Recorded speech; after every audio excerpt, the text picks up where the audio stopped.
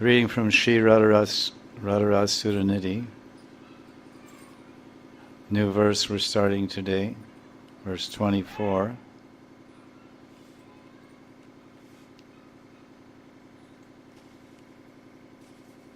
Gatva kalindatanaya vijanavatarham udvartayantyamritam angamananga jivam Shiradi tava kada navanagarendram Pashyami magnanayanam stitamucchanipa Pashyami magnanayanam stitamucchanipe. Translation.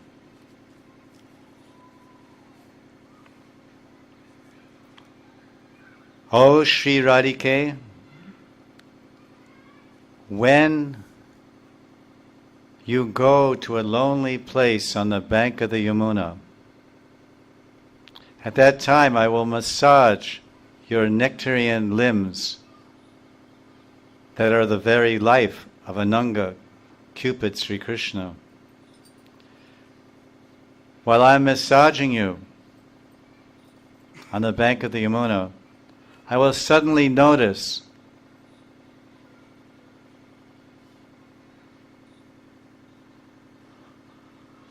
high in the branches of the Kadamba tree that your youthful king of paramours is sitting right above us, immersed at looking at your body, divine form of Srimati Radhika. That's the translation to this verse. And the title I gave to this verse is that the Manjaris catch Peeping Shyam. This verse shows the astonishing beauty of Radha, the clever naughtiness of her Priyatam Shyam. You can hear me? Yeah. The clever naughtiness of her Priyatam Shyam and the fortunate position of Swamini's Manjaris, us, you and I. So I saying, what an amazing Leela. The Sarva Avatari, Purnatam Bhagavan, Swayam Bhagavan Sri Krishna, is now acting like a peeping Tom. Then you might say, what is a peeping Tom? Here's my definition. It is a person who conceals himself in a hidden place in order to spy on another person, especially when they are undressed, or engaged in some confidential activities, quote unquote. In Gita, Krishna says, in 10.8, he says, Aham sarvasya prabhavo, prabhav. Everything comes from me. So even the role of being a peeping Tom begins with God, Krishna, peeping Shyam. There's peeping Tom and peeping Shyam. One is Maya and one is Krishna.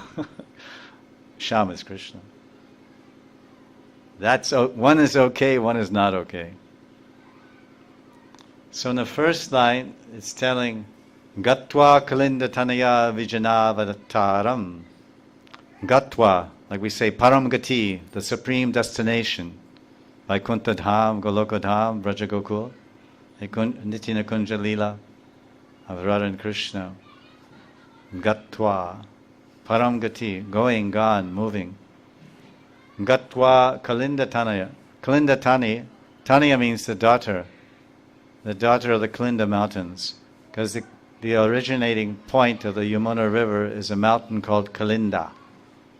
And as the Himalayas had Parvati for their daughter, then the Kalinda mountain wanted a beautiful daughter and did austerities. And the Kalinda mountain king, he produced as his daughter Tanaya, Kalindi, who is dark in color, black in color. Kala means black, Kali Yuga. And she's Kalindi. Her other name is Yamuna. Yamunotri, that mountain is called Kalinda. So here it's Kalinda Tanaya, Vijan Avataram. The first line is establishing the Vibhavutipan, the setting, the place. Where will this pastime, where will this drama, this movie, this leela, this love story, this love anecdote unfold? Where? Obviously in Vrindavan. Where in Vrindavan? Well, you don't need to choose too many places. Somewhere on the bank of the Yamuna, usually, in some kunja, or in the Rasa Mandala, or sometimes in the Van Gamana, wandering in the forest, or here in Radhakund, splashing, Manasiganga, Nauka Bihar, boating pastimes, and Barsana, anywhere leelas are going on, but oftentimes on the banks of the Yamuna. And that's why all the temples are very near the Yamuna, and the Yamuna is flowing very near the temple. The first temple the Yamuna would touch was Madan Mohan, Sanatana Goswami's temple. Yamuna would come in from the north and go right along, right just beside Sevakunj and Nidhiband and all these places. Radharaman, where Radharaman temple is situated right now, that used to be an island in the middle of a lagoon from the Yamuna. Lagoon means there's a main river like this, and then some tributary, there's some cut inlet or whatever of land like this, like a bay or whatever. So the river goes like this and goes in there, and that's the lagoon, and then the main river is going. So there was the Yamuna, and then connected to the Yamuna, same Yamuna water, was a lagoon, and in the middle of that lagoon was an island, and that island was a tree, and that's where Gopal Bhatta Goswami used to keep Radharaman for safekeeping, so no one would steal him. And he was kept in a basket hanging from the branch of a tree. And he hired some Kshatriyas at night with bows and arrows to guard Radharaman. And the arrows were dipped in poison. Poison-tipped arrows. So if they hit anybody, just nicked them, the poison would go in the nick, means small scratch cut. Didn't really hit target, didn't hit him in the heart, otherwise he'd be dead. You can also do that. But if they did that, then no problem, throw in the Yamuna, Haribol. And Gunda disposal system. But even if it nicked him, and they have in their museum, which the Goswamis, sometimes maybe you can see, they have some of those arrows and some of those bows. And then of course, eventually that land became filled in, the Yamuna moved quite far away, and history has unfolded like that over the last 500 years. Sometimes people are amazed when they see a picture of Radhakund from 1860 or even 1980. They see photographs on the net all the time, black and white photographs. 1863, Govardhan Hill, Radhakund, or Prikmamarg. Have you ever seen? They're on the net. Amazing. The Yamuna is flowing right by Madan Mohan, and there's trees everywhere. Oh, unbelievable. I mean, first time I came here was 40 years ago, 1977. 39, finished and running 40. I moved here in 87, but this is 77. Radhakund and Vrindavan is way different. And my Gurudev first came here in 1920, and he's been here since. And I said, Pandit Sri Krishnadas Babaji Maharaj, I said, Gurudev, can you explain how it was then? He said, very, very different. Raman Reti was just a jungle with a couple of sadhus. Anyway, that's a whole other nostalgia to cry about. But it gives energy of hankering. Nostalgia about the beautiful, sweet, glorious past, at least in Vrindavan, gives the sadhaka energy and enthusiasm to enter the beautiful, sweet, variegated future of the Nitya Vrindavan that never gets spoiled by the touch of Kali, because Kali cannot touch Krishna. But Kali is touching this material world. So he's affecting this Bhoma Vrindavan, but not Nitya Vrindavan. So this is the, it says, first line is saying, oh Radhika, you go to a lonely place, so It says Vijana. Jana means person, Vijana means no other person. So here in the first line of the verse we establish where is the Leela and who is there? Nobody. Vijana. No people are there. Just the speaker or the Saraswati Pad and Manjari Srup, Avesh, absorbed in his Siddhadeha as a Manjari, and Radharani, and some peeping Tom, who has not been invited, by the way. He has come uninvited. So there's really only two, and the third one is not supposed to be there. So it's a very private setting, and that's what we find from line 1, that who is there, and it's a very amazing and beautiful Leela, and to think about or to meditate on, to be so close to Radharani, to be so intimate, and have such fortune. And this is the invitation of Prabodhananda Saraswati. This fortune awaits anyone who accepts it. Mahaprabhu will give love of God, prema, to anyone who accepts. He's saying, his hands are like this all the time, so many murtis. Take it. Pradayate. Pradayate means I'm throwing at you. You can say dada, dadami. Dadami means to give. Dado, dadami. When you say pradayate, Krishna prema pradayate. Pradayate means I'm throwing it at you. Take it. No. Later, Jack. Later, Jack, not now. I'm a little busy right now. Can you come back in a half hour? Can you catch me later? I'll catch you on the rebound. It's like now or never. In this human life, attain prema or never. Every guru will tell his shishya, you must attain perfection in this life. Don't think I won't attain perfection, otherwise you can't practice. Oh, I'm so fallen, I'm so low, I'm so lusty, I'm so greedy, I'm so envious, angry. I have so many thousands and 15 million zillion material desires. Okay, me too. You're like me, I'm like you. Now what? Do nothing? Cry? Lament? Complain? So there they are, and that's the first line. Gatva kalindatanya vijanavataram.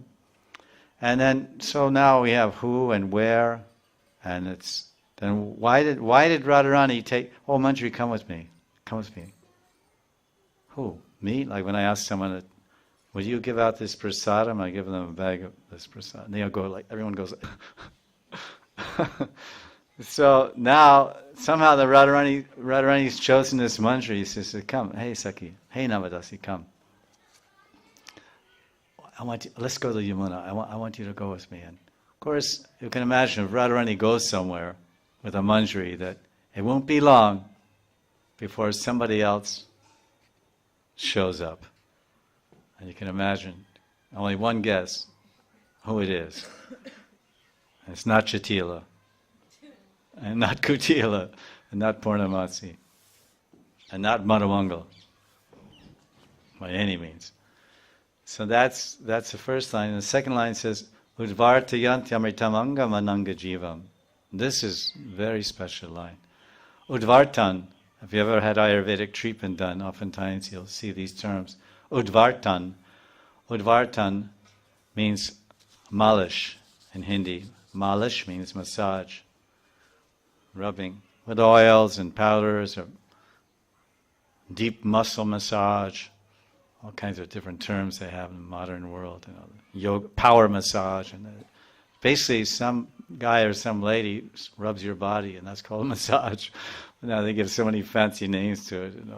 Shiatsu, acupressure, high energy massage. What? Come on, man! Just rub my body. It feels good. Okay, take your 100 rupees. So this is the service that's going to be done. The Manjari is going to massage Radharani. And how is she being described? Saraswati Pad is saying, it's very beautiful Sanskrit, Amritamangam Ananga Jivam. So he's describing Radharani's divine transcendental form, Srimati Radharani's form. It is Amritam Angam, her Anga, like Tribangi, Gaurangi. Angi means limbs, her arms, legs, back, face. All her limbs are Amritam. They're liquid nectar.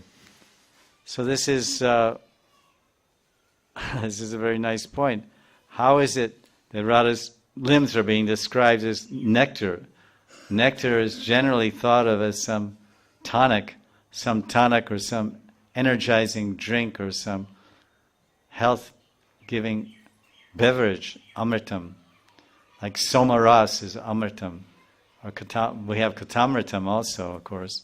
But generally, amritam means some type of flavor, some type of energizing substance.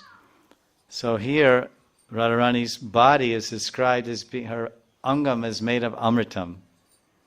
And generally, bodies are made of solids. Radharani's body is made of liquid ras. And this is, other places, Radharani's form is described as Madhuri Rasa Angam, or Madhuri Rasa Murti. A little inconceivable. Radharani's body is made of ras, it's made of Madhurya, it's made of Mahabhav.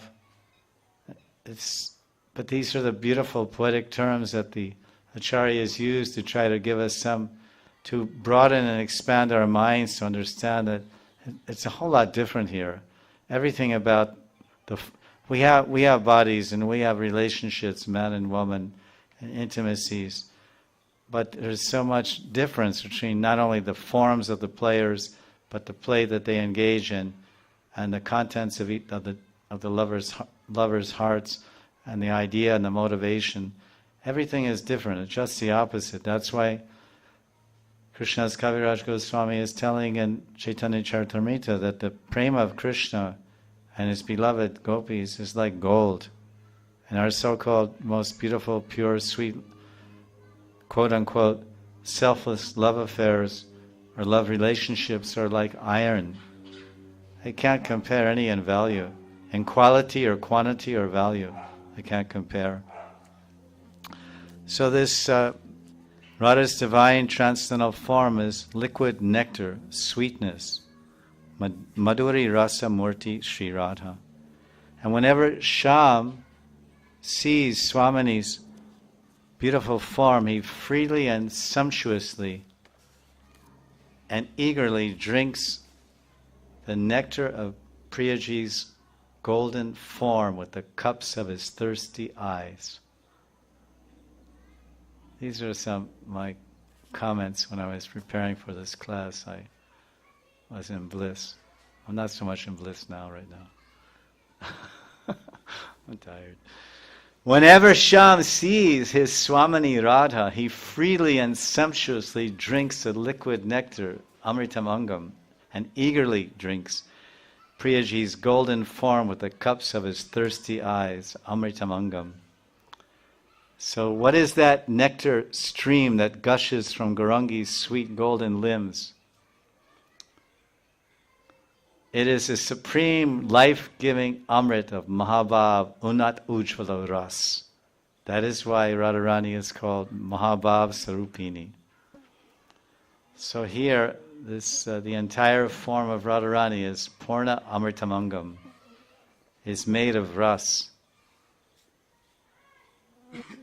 So so the question here we have who and what and where. Who, the Manjaris and Radharani. Where? They're in the banks of the Yamuna in a private place. No one's around. Nirjana, Vijana. No other people. Very lonely place. Inside a kunj, all surrounded by walls and canopy of leaves from the overhanging branches of the Kadamba trees. On the four corners of the kunja there's Kadamba. Then there's bushes and flowering vines everywhere. It's a totally hidden, concealed area. There's a lattice door made of bamboo with all kinds of fragrant flowers and a small window in it. All bees are hovering around, all kinds of bees are hovering around the flower window. The window of that door has the door into the kunj made of bamboo. There's so many fragrant, very sweet, fragrant flowers, and all the honeybees are buzzing. And they're acting as the chokidars. And they're guarding, and they're just buzzing around, drinking nectar with one eye, and one eye keeping on looking for the intruders. And and they're drinking the flowers. And then if some intruder comes, because a lot of bees can really, really take care of you. We once had a yatra with some Russians about, it's been a while now, about 7-8 years ago. And they asked me to take everyone around during the Gaur-Purnim time. Devotees come to Vrindavan. So about 300 devotees who went to Varsana. And then we had our breakfast was scheduled to be in Radha Bagicha. It's a very beautiful Bagicha, beautiful trees there at the base of the Varsana hill of Radharani's palace. And there's a well there, a very ancient well from Radharani's time. Very sweet water there. So it's between Onchaga and Lalita's Janamsthan and Varsana on the south side of that dirt road near the palace of Radha. It's called Radha Bagicha, which means Radha's garden. It's a big area, very nice. And some sadhu babajis live there. And gopis from Varsana, 5,000 years ago and even today, they come to that well and they collect water and they put on pots, 1 pot, 2 pots, 3 pots, and they walk all the way up the hill carrying that sweet water for Larali Radha and Shyam, Larali Lal, for their bath, for Radharani's bath, and for drinking and cooking sweets for Krishna. It's very sweet water, very nice water. So this beautiful place and hand pump nice water, take breakfast. All the boys sitting down, leave plates and breakfast. And one, it was all Russian devotees, and they're pretty big people, they're kind of big forms they have. And then one lady was maybe too big, but somehow she was walking or got too much Mahaprasad or something, and she was kind of lost her balance and she hit some tree. She kind of hit it, but she was heavier than the tree. So she was big, So then so the tree went wah like that. And there's a bee's nest up there in the tree with about 5 million honeybees. It was really huge. And Radharaman, I think he's Swami now, Radharaman Das, he's a Swami, Radha Govinda's brother from Bihar, Indian sannyasi, Radharaman. And he came along because he likes to hear Vaikata. I mean, he himself takes everyone all around in ISKCON's Kartik Chirasikosh Prikama, but he came along because we're old friends. I said, why are you coming? You know all these things. No, I want to hear it. Okay. So we were together.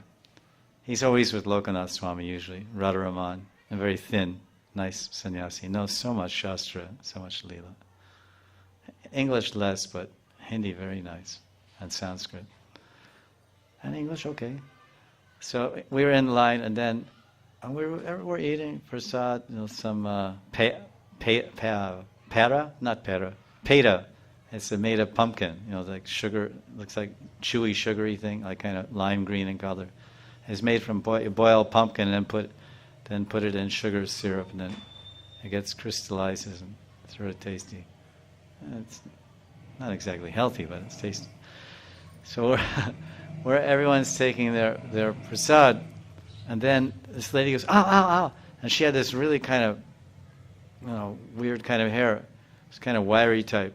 Some people have straight hair and some people have wiry type, So the bees, apparently she's and it's, it's not funny, but, a lot of people at first were laughing, but the bees attacked her, and they were, because they thought she attacked them.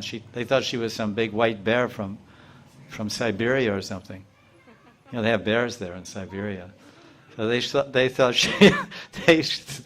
she was a Siberian bear, and it probably could have doubled for that. But and they said, hey, and they were after her, and the swarm of bees thing, and so she was there were several rows spread around here and there. It was a big garden, so the ladies were there, and men were over there, and we were just sitting with the men. So she was. I looked and I saw. I didn't know what's going on. I said, what's going on? Because my eyes aren't very good. I don't wear glasses. And he said, oh, there's a bunch of bees chasing that lady. And he said, she's coming over here because we're the organizers. And so he said, quick, bend down and cover your head with your chadar. Usually have a chadar, a sannyas uttariya. So he bent down. I said, why are we doing this? He said, because of the bee, because he's from the village, He said, the bees see your face, they look for your eyes. And they see your face, they'll sting you. So cover your face. And they'll just think you're some bump or whatever, a log or whatever. I mean, they can land on your arm, shirt or something. Well, now they do that also, but he said first they look for the face. So we're bent down, and so I'm down, and the lady said, "Help, help!" And or whatever in Russian, whatever he said, I don't know, something. It was obvious, but I said, just sit down, don't run. I went like that, and she thought I meant, I went like that. I said, sit down, because then, and do like this when I was trying to explain to her. She goes, and she thought I meant, be an ecstatic kirtan or something. So she raised her hands and started running like more, because they were biting her. And then she ran, and she was running all around. Wherever she went, the 10 million bees went with her and started biting everybody. Oh, it was a holocaust. It was really a holocaust. I mean, we had to send a whole bus of people back to Vrindavan. About 70 devotees got stung to bits. Just like, I mean, really bad. And I got some stings in my butt, 'cause I have kind of a thin dhoti, just a butt. I mean, it was the most unbelievable thing. So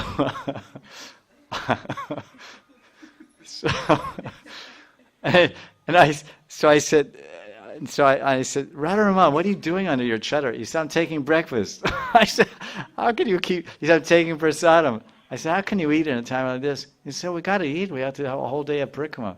So I said, okay. And I went like this, and I had my muli, my puffies, some puffies and a banana. And I just hear outside of me, everywhere screaming, and we're eating this, we're eating this puffies, Because what are we supposed to do?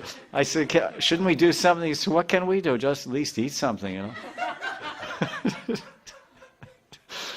So, I mean, I like to be, a hero and everything, but what are you supposed to do with 5 million enemies this big? I mean, 5 million enemies this big, and you go like that, and they fly faster than your hand moves, I mean, it's one of unlimited experiences we've had. It's bittersweet. It's funny if you're not there. If you're there, once when we were eating, I lifted up his chadar because I didn't know what he was doing. What are you doing? What are you doing? And you're chanting, and I lifted. He said, "No, I'm eating." So I said, "Okay," and I just joined him. So this is the Amrit Angam of Radharani is so sweet that the bumblebee-like eyes of Krishna cannot stop but drinking the nectar of Radharani's Amritam Angam. Because Krishna's eyes are often compared to bumblebees, and Radharani's face is like a blossoming Swarna Kamala Utphala. Swarna Kamala Utphala. A blossoming golden lotus flower is the description of Radharani's face. And Krishna's eyes oftentimes compared to thirsty bumblebees. They want to drink the liquid nectar from Radharani's face. So here is Amritam Angam Ananga Jivam. What he's saying here, he's presenting, line 1 just tells us someone has gone to the banks of the Yamuna. Someone has gone there with maybe alone or with someone.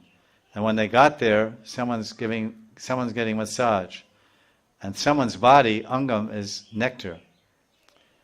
Now we have the Vibhav Prema Shraya, the heroine of the Leela, Radharani has been introduced. Here Radharani's name is not Radhika or Priyaji or Nagari Mani or Nagari or so many beautiful names, Kishori, Radharani has. But here her name is Amritam Angam. Her name is Amritam Angam. So everywhere these Rasik Kavis, these very tasteful, premi poets, they have beautiful ways of presenting Radha and Krishna because their meditation and their aspiration and their object of service is always Radha Govinda Yugal, or Radha and Krishna together. So here they always bring the divine couple together. Like a painter, when he's painting, he paints Krishna, then he'll paint Radha. So on that piece of canvas, you will see the manifestation of Krishna. Then, after some days, then Radha. Because on that painting, you will have to bring them together. They'll have to be Radha and Krishna. So in poetry, you're not painting with tempera or whatever they call it, those acrylic or whatever these paintings are, oil or acrylics. You're painting pictures with words and poetic phrases and meter, chandas, music and meter. Meter means chandas means the music of the language, the balance, the rhythm, the rising and falling syllables and interrelation of the sandhis and many things involved in the Sanskrit language, which are far beyond my conception. But to make it sweet and flowing, that's why there's so many different meters. There's Shardula Vikridita and Vasant Tilaka, and there's so many. In this one book, Radharas Sudhanidhi, there is 12 different meters, 12 different melodies of the verses. It's amazing. So this one is very much sounding like Brahma Samhita. Gatva kalinda tanaya vijanavataram udvartayantyat amritam angamananga jivam amritam angamananga jivam. They must so much enjoy watching these beautiful poetic forms and creations manifest from the end of their stylus as they etch it into a green palm leaf. As a palm leaf, when it's green, it's soft, and then it gets dry and gets hard and catches the image. Etched with what they call a stylus. They carve it into the leaf. Amritamanga Mananga Jivam. So here Radharani on one side is Radha, the other side is Krishna. So Radharani is Amritam Angam and Krishna is Anangam Jivam. Ananga means Cupid. Anga means body and Ananga means no body. Cupid lost his body. There's a whole pastime like that. And so here it says Jivam. Jivam means the life. This is Krishna's life. Krishna's life is ras. Krishna lives for ras. He lives by love. Love is the what we offer to Krishna. He doesn't need our pizza. He doesn't need our food or anything we offer. He doesn't need the water. He needs our love. Twice he says in that verse in 9:26 of Gita, Patram Pusham Phalamtayam, Bhakti, Prayachati, Bhakti. So Bhakti, twice he says, give me your love, give me your love. We give so many things to Krishna, but we don't give him our love. We save that for ourselves or someone or whatever. But he's only asking for that. And he says, Manmana Bhava, give me your feelings, your thoughts. I have everything else, but I'm short on love. I'm love thirsty. He has unlimited appetite for love. So here Krishna is called the Ananga Jivam, and he's the master. I wrote the master of Rasik Kavi, the connoisseur of rapturous divine poetry. The connoisseur of rapturous divine poetry, Prabodhananda Saraswati. He describes Rasarani and Rasaraj Sri Krishna in a most amazing way. Amritam Angam Ananga Jivam. He says the beautiful body of Radharani, which is nectar, is the life, gives life. Because what is Amritam? In Ayurveda, milk, doodh is called dudamritam. Dudamritam. Milk is called amrit. And as you know, it's said like this: Bachabhav Bhudabhav ek saman. This is a Hindi phrase. Bachabhav Bhudabhav ek saman. That the mood and idea and thoughts and position of a baby and an old man, Buddha means old man, and a baby is saman, it's equal, the same. And in English they'll say that milk is good for babies and old men. So babies live on milk, that's it, that's how they grow. And old men, when all their teeth fall out and they can't chew anything, they drink a little milk to get by. So this is what they say. Bacha Buddha Bhavik Saman. It's a very nice phrase. So this Amritam for Krishna's Amrit. Amrit means something that sustains life. Amritam can give life to a dead person. In the 8th canto of Bhagavatam, it shows that when the Devas were fighting the demons, and then Shukracharya is the guru of the demons, and he's a great Vaidya. He knows all kinds of potions and rasas and tonics and Amrit nectar tonics. So he had a swimming pool of Amrit, and when his soldiers would get their chopped off arms and legs or even heads or whatever, he would take their bodies and throw them in the swimming pool. It's in 8th canto of Bhagavatam. And it was made of some kind of nectar, Amritam. And then they would get their arms back, and they become youthful again, and get a new body practically, and go fight with renewed energy, with a brand new body, the same jiva. So this is what we call fountain of youth. Navayovanam Sri Krishna ki jai. Navayovanam, Krishna alone is ever fresh and young. How fresh and young? Krishna never gets older than 15 years, 9 months, 7.5 days. This is the exact figure given in Sadhana Amrita Chandrika, a Bengali book by Siddhakrishnadas Babaji from Manasi Ganga, written in 1890. So Krishna is 15, 9, 7.5. Like we met some family the other day, and their daughter, Russian people, and I said, "How old is your daughter?" And they were telling her to speak English. She said, "I am 5." And then she thought, and she said, "No, I'm 5.5. 5.5. That and half is very important. 5.5. 5.5 years old." I said, "Oh, that's serious." I went like this. So Krishna is 15 years, 9 months, 7.5 days. And what's Radharani? How old is Radharani? 14 years, 2 months, and 15 days. 14 to 15. 14.2.15. If you want to do it that way.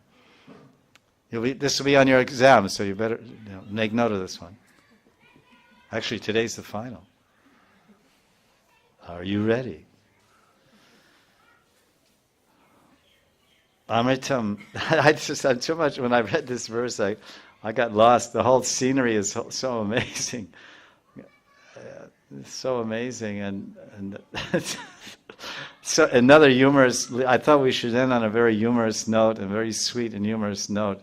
I mean, our Krishna is so naughty.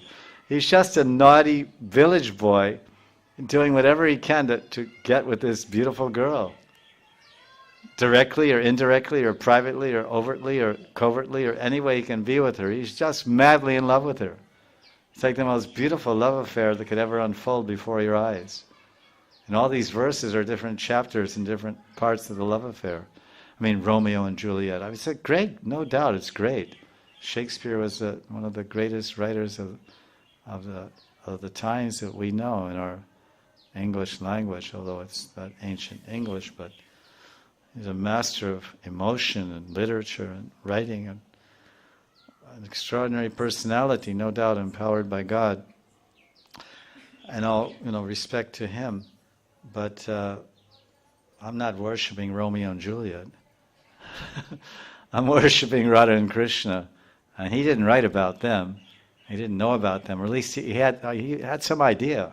Because certainly that's a reflection of the original, to some extent. It can't but be. But now, when the personal associates of Radharani and Krishna are writing about them, what could be more revealing? What could be more revealing about Radha and Krishna's love affairs than her own best girlfriends?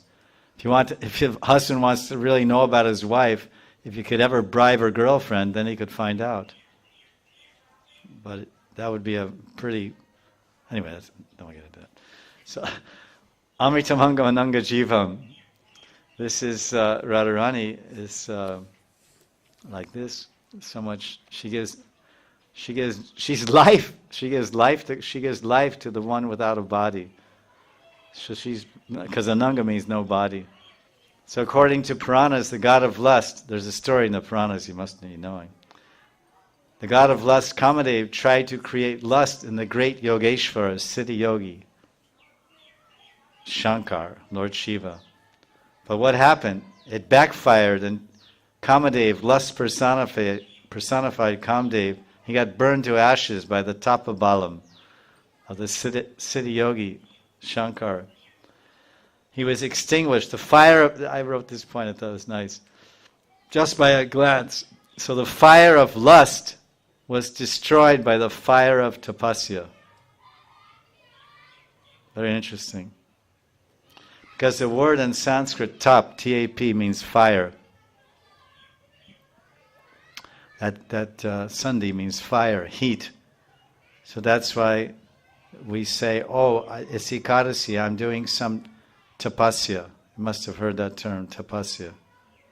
It means to do austerity, to deny yourself of eating or drinking water for 36 hours or whatever it might be, at least 24, sunrise to sunrise, and maybe longer.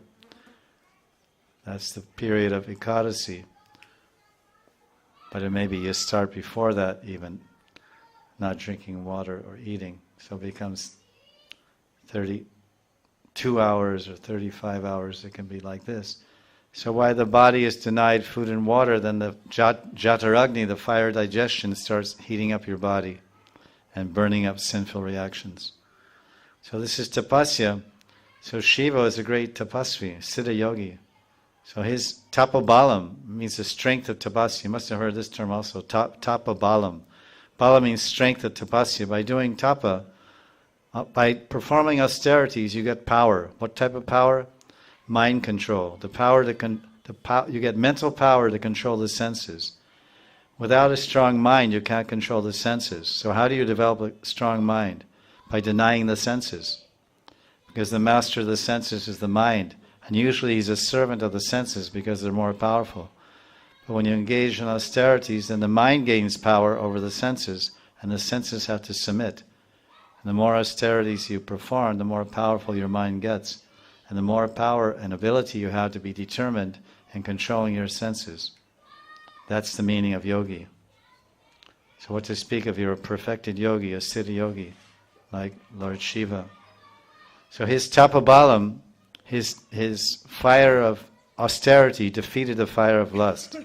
Kamagni, on one side there's Kamagni of Kamadev, the fire of lust. On the other side there's Tapagni. Tapagni means the fire of austerities.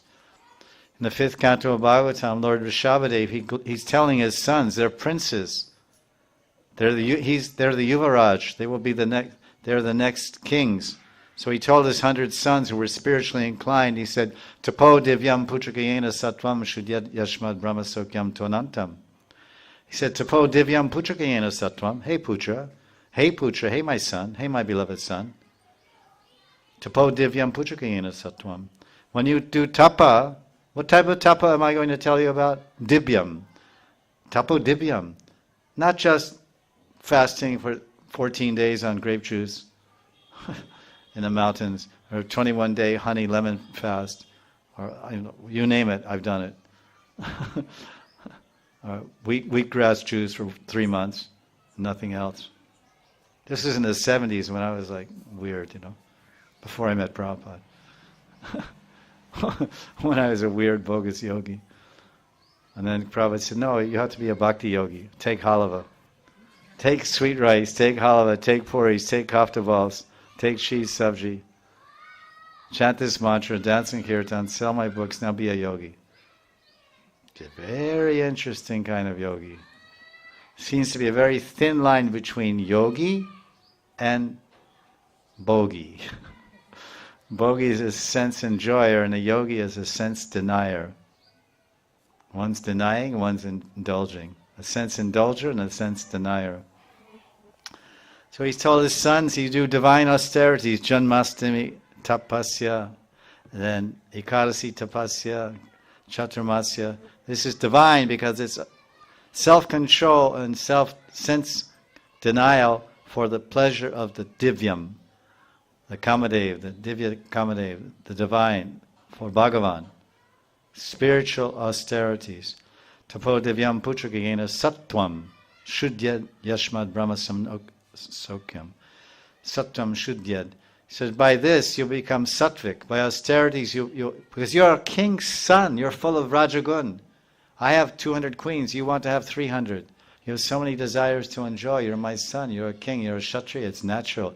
It's your sabhav, it's your guna and karma lakshana. It's the nature of your karma. But you should do austerities. Otherwise you'll be bound in the samsara. Because Rishabhadeva himself was a great king, but he was a great devotee. He's one of the Mahajans. He's one of the great Mahajans, Rishabhadeva. So he said, do this, then you'll become sattva. Now you're Raja. You're Rajagun. You'll become sattva. Shanti, Shantiman, peaceful, self-controlled, satisfied, internally satisfied. And then sattvam shudyad, you'll be pure and cultivate this sattva gun, you become pure mind and pure vision and pure desiring and pure feeling. And then anantam, ananta sukh. You'll experience by that, the result of all that will be unlimited happiness. What type of happiness? Brahma sokyam tvanantam. Not ordinary material happiness produced by sense stimulation, but the happiness of realizing Brahman. Brahman means Brahmananda, but Para-Brahman means Premananda, to realize Krishna. So we as devotees, we also do austerities. And Sarvabhauma Bhattacharya, inspired by Lord Chaitanya, he wrote this verse in Chaitanya Charitamrita. He says, Vairagya Vidya Nija Bhakti Yoga. Vairagya Nija Bhakti Yoga. He says, those devotees that worship you, Lord Chaitanya, and worship Radha and Krishna, by nature they're detached. Vairagya Nija. Vairagya Vidya Nija Bhakti. They have knowledge, they have Bhakti Gyan, they know the Bhakti Tattva, and they're renounced. And this is the way they worship you, with their knowledge and detachment. And this is the way they worship Radha and Krishna. So this is the power of Lord Shiva, is that he defeated, by his power of tapabalam, he defeated lust.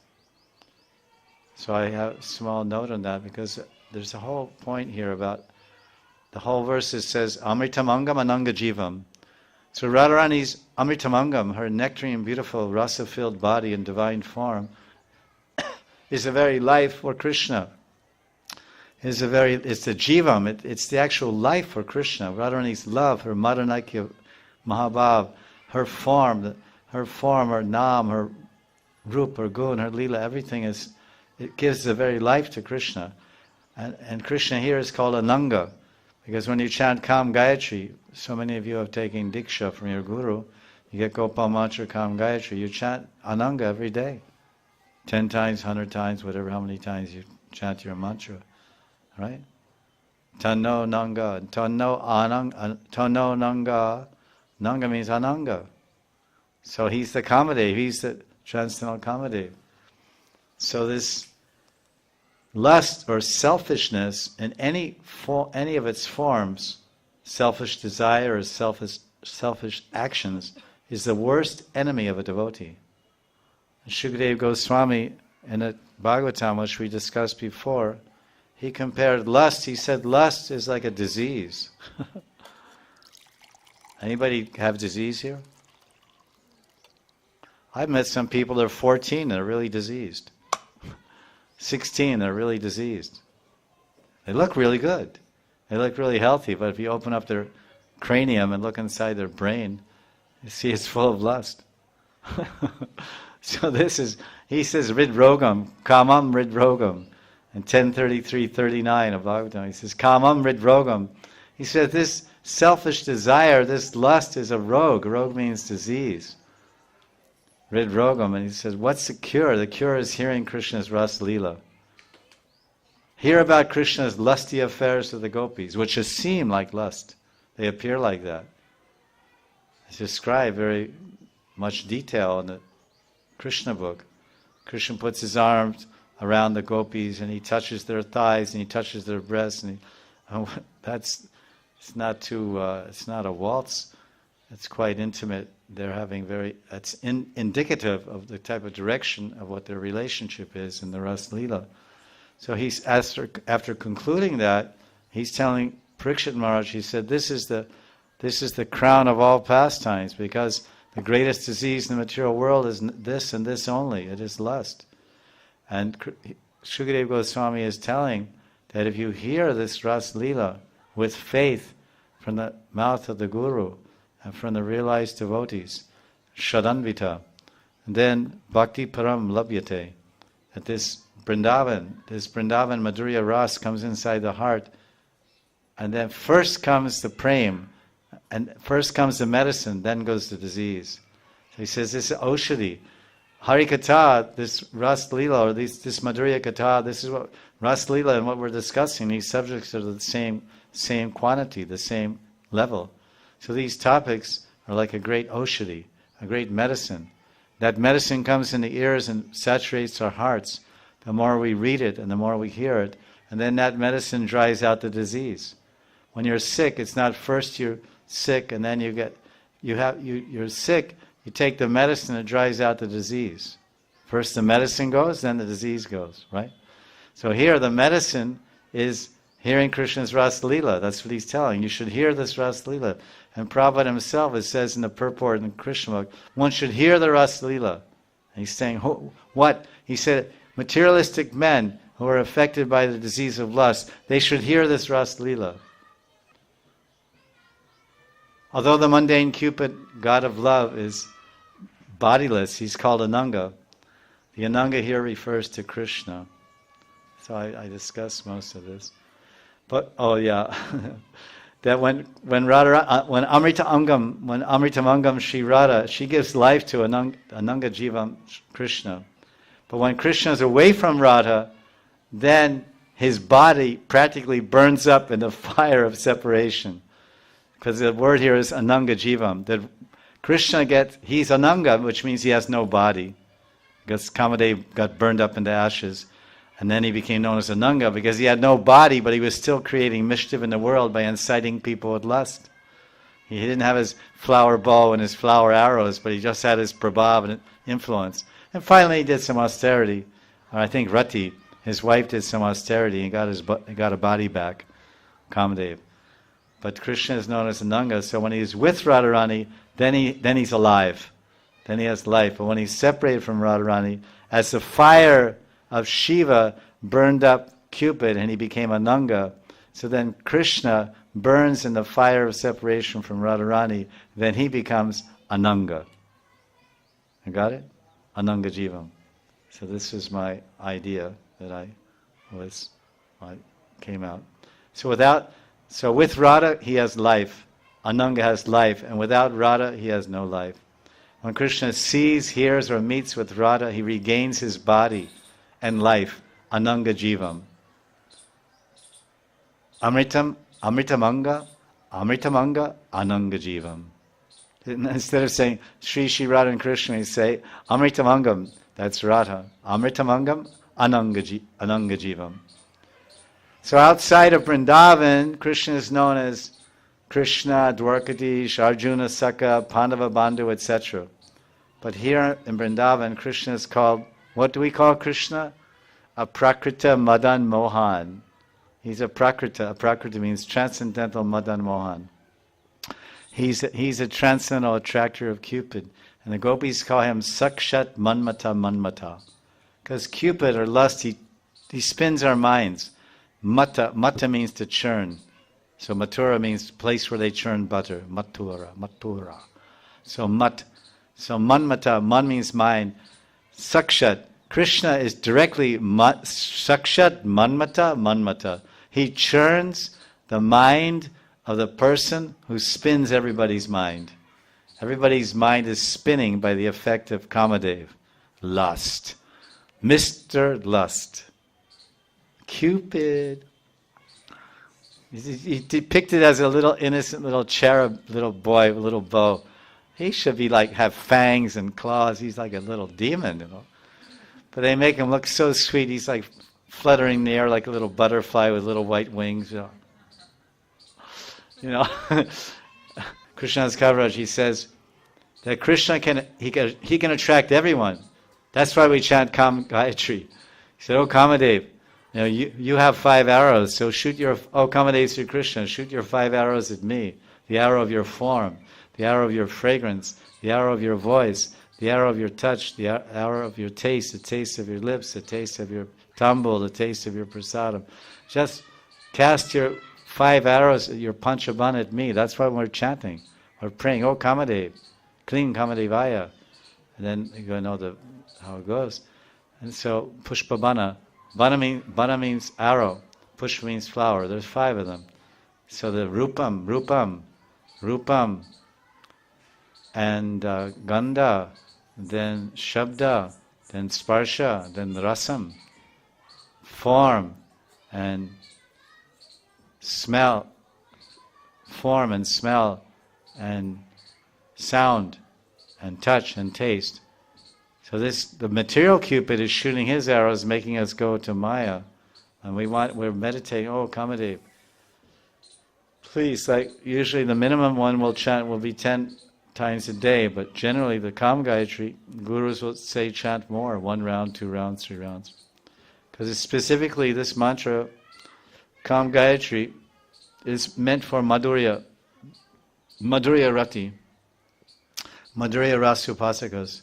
You're chanting Gopal mantra, Klim Krishnaya Govindaya, like that. That mantra is open-ended. It can be applicable to Vatsalya Rasa or Sakhi Rasa or Madhur.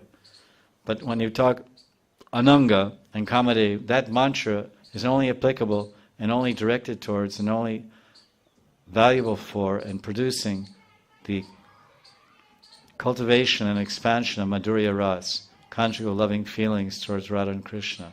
It's called Madhura Rati. Sometimes many gurus, they may just only give Gopal mantra, not Kam Gayatri. We even see that in the Gaudiya Sampradaya. But this is, of all the mantras that we receive in Diksha, this is the most valuable and most important. And we should chant more of this, because it actually helps cultivate the soul's relationship with Krishna in Madhura Ras. So if someone is interested in Gopi Bhav, or being Radharani's Manjari, then this Kam Gayatri is very anukulya for their bhajan. Hare Krishna Maha Mantra and many rounds of Kam Gayatri with proper meaning and understanding as received from Guru or your own realizations. So Krishna's Kaviraj says, yes, Krishna is so beautiful and so all attractive. He can attract Cupid, he can defeat Cupid, but then he himself is defeated by Radharani. So he has a nice verse where he says, because everyone says Krishna's Madan Mohan, Radha Sange Yarabati Tad Madan Mohan, Anyata Vishwa Mohan Pi, Swayam Marna Mohan. He says Krishna radiates in Radha's association. Radha Sange Yarabati. He's very effulgent and he's really beautiful and so attractive. He looks like Madan Mohan. He's so enchanting, he can enchant Cupid. But when he's not with Radharani, then he becomes enchanted by Cupid. He himself burns in the fire of lust. I mean, I really kind of got carried away in this line 3, because I too much like this line, Amritamangam Ananga Jivam. So without Radha, Krishna burns in the fire of Cupid or lust in separation, Ananga. But when Krishna contacts Radha's beautiful divine body, he becomes revived. So Radha's nectarine body and limbs, Amritamangam, gives life to Cupid, the bodiless one, Ananga Jivam Sri Krishna.